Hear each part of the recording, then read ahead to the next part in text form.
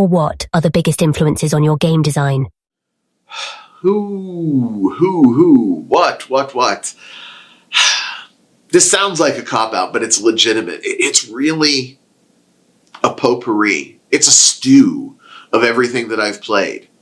When I look at game design, whether I am looking at a software piece or whether I am looking at a tabletop piece, I like to pick and choose and take bits and pieces from everything that has worked and try to say, when it comes to X, with X being whatever, X being combat mechanic, what worked? Okay, here are the top 3 things that I think work.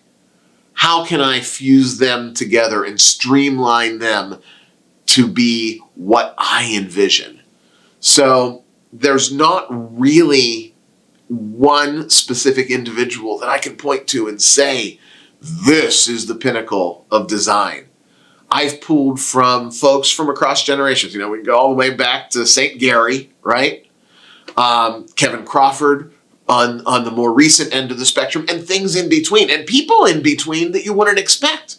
From a design perspective, there are some things that I really love of Monty Cook, right? Monty and I are not going to agree when we go to the ballot box, but he has some good design pieces. Jonathan Tweet has some stuff that makes sense. Not to polish you up, but Jim, you have produced some stuff that has been influential in some of the decisions that I made. So I really do pull from all of these different places, and I look at it as a giant jigsaw puzzle.